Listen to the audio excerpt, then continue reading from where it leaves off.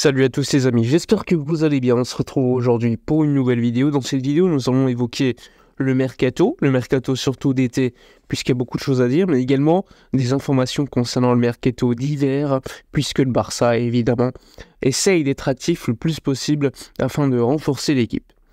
Bon, on va commencer sans trop attendre. Avant de commencer, n'hésitez pas à suivre la chaîne, soutenir avec un petit like. On y va. Alors, le FC Barcelone, comme vous le savez, est toujours en volonté de se renforcer. Victor Roque arrive demain depuis le Brésil afin de s'installer définitivement à Barcelone. Donc, il va s'entraîner le 28 avec le FC Barcelone. La présentation du joueur est attendue début janvier avant de voyager pour Las Palmas pour le premier match de l'année 2024.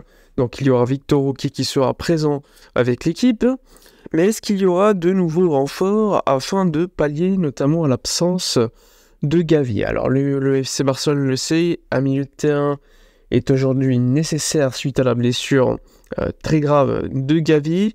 Mais encore faut-il pouvoir se renforcer. Alors le FC Barcelone malheureusement n'a pas le fair play financier nécessaire afin de se renforcer aujourd'hui. Il faudrait véritablement un exploit, notamment la vente des droits qui étaient prévus de Barça Studios. Donc il faudra encore attendre, mais il est très peu probable que cela arrive. Néanmoins, le Barça avance sur certains joueurs, notamment des jeunes, comme Lucas Bergwijn, un joueur qui joue au milieu de terrain, qui est suivi par pas mal de clubs européens, notamment Manchester United ou encore l'Inter. On parle d'un très jeune joueur qui pourrait coûter plus de 5 millions d'euros. Donc il s'agit du talent le plus important en Scandinavie. Donc ça aussi c'est un élément assez important. Un milieu de terrain très proche du profil de Frenkie de Jong, un double pivot, un joueur qui se projette avec le ballon, qui est plutôt technique. Donc ça c'est une volonté claire du Barça de vouloir se renforcer avec des joueurs qu'on appelle en post-formation, donc qui ne sont pas forcément terminés, mais qui ont un potentiel assez important. C'est pour cela d'ailleurs que le Barça a dealé déjà avec Ibrahim Diarra, le joueur sénégalais de la Coupe du Monde U17, qui lui viendra en 2025. Le Barça a voulu également signer Claudio Echeverri, le joueur argentin. Néanmoins, le prix du joueur étant prohibitif, 20 millions d'euros à payer aujourd'hui, eh bien le Barça ne peut pas le faire. C'est pour cela que finalement le joueur devrait signer pour Manchester City. Grosse perte pour le Barça puisque le club le voulait, sachant que lui-même était fan du Barça et il le revendiquait.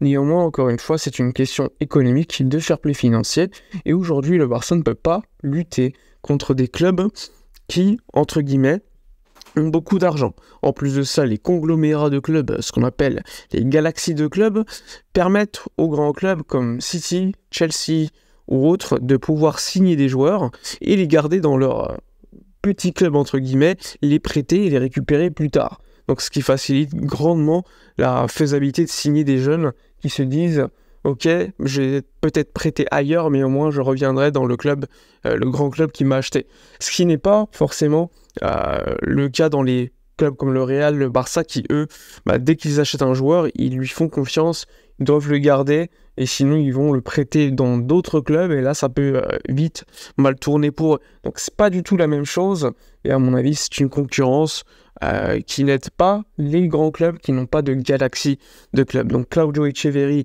devrait signer à Manchester City. Le Barça a toujours cette volonté de faire Estevão Willian, le joueur brésilien qu'on a même vu à la Coupe du Monde U17, vous voyez, mais encore une fois le prix attendu pour lui est encore plus élevé puisque Palmeiras a fixé une clause libératoire pour lui à 60 millions d'euros. Et en plus de ça, tu as des clubs comme les PSG, City, Chelsea, qui est encore Chelsea, encore une fois, sur tous les jeunes joueurs, eh bien tous ces clubs-là sont sur Estevão, tout comme le Barça, même si lui a dit que sa priorité était Barcelone. On lui a posé une question en interview, on lui a même offert un maillot pour vous dire. Lui a dit qu'un jour il rêverait de jouer par exemple avec Lamine Yamal. Il y a beaucoup d'éléments, mais encore une fois, il faut pouvoir le faire ça. Et ça, pour le faire, il faut de l'argent, un fair play financier, conditions économiques pour le club assez acceptable. Donc c'est difficile parce qu'en soi, les joueurs, je peux les faire venir comme Claudio Echeverri, mais vu que son contrat se termine par exemple dans 1 an, Néanmoins, lui, il veut également que River Plate, qui est son club formateur, et c'est légitime, reçoive de l'argent. Il pourrait dire, j'attends dans un an, je pars libre, je perds à zéro, tout le monde peut me signer, une grosse prime à la signature, mais non, il veut quand même que son club ait quand même de l'argent suite à son transfert, et c'est totalement légitime et respectueux.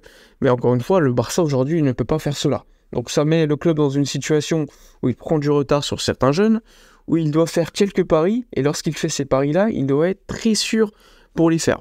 En plus, la priorité aujourd'hui du club ne te permet pas forcément de pouvoir investir sur des jeunes potentiels, puisque tu as besoin de joueurs sûrs, de joueurs confirmés. Et aujourd'hui, les joueurs confirmés sur le marché des transferts, il n'y en a pas beaucoup. Mais bon, la priorité, vous le savez, ça sera le poste de numéro 6 l'été prochain. Donc là, on va analyser ensemble ce qui va pouvoir se passer. Le club, comme je vous l'ai dit, cherche déjà un milieu de terrain pour 6 mois, en prêt pour le mois de janvier. Mais ça va être très compliqué, question de fair play financier et surtout de disponibilité.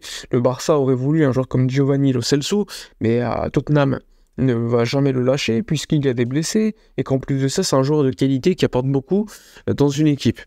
Alors ça va être très compliqué pour le club de chercher un milieu de terrain pour janvier, mais pour l'été, il y a volonté. Il y a Kimmich qui commence à trouver un agent pour éventuellement partir.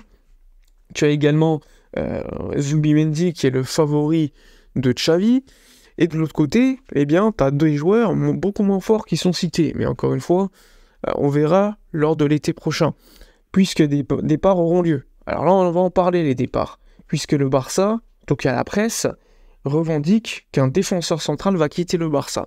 En ce sens, on a appris que Chadi Riyad, le défenseur central marocain qui était donc prêté avec option d'achat obligatoire au Real Betis, donc le Betis va l'acheter 3,5 millions d'euros, et le Barça va le racheter 7 millions d'euros puisqu'il y avait une clause de rachat, donc 7 millions d'euros, et ils vont le garder. Le Barça va le garder définitivement dans son effectif, ce qui laisse penser, puisque tu as des joueurs comme Mikayil Faye, que le Barça quand même fait confiance et pourrait prêter dans une première division l'été prochain, eh bien, il y a un défenseur, on va dire, côté qui a une belle valeur, qui devrait quitter le Barça. Donc il y a beaucoup de gens qui parlent de Christensen, Koundé. Moi je pense que ce serait plutôt Christensen, puisque son contrat se termine en 2026. C'est un joueur qui, par moment, a des blessures, on ne sait pas, il ne joue pas tous les 90 minutes, c'est assez étonnant. C'est un joueur également qui est très sous-estimé, sous-coté, qui est venu libre. Alors quand tu es venu libre, dès que tu vends un joueur, je sais pas, une somme, bah c'est de la plus-value. Alors qu'un joueur comme Koundé, vu qu'il a coûté quand même assez cher, 60 millions d'euros environ, eh bien tu as encore la valeur du joueur à amortir. Donc, il faudra le vendre beaucoup, beaucoup plus cher pour pouvoir avoir une plus-value. Donc, Christensen, c'est le premier potentiel joueur qui pourrait être vendu. À voir à quelle somme, parce que Christensen, c'est un joueur qui est certes sous-estimé, qui est bon, qui a évidemment des trous d'air par moment, mais c'est un joueur quand même que j'estime de garantie, qui est un peu sous-estimé, et donc la valeur du joueur, aujourd'hui, elle est de combien ?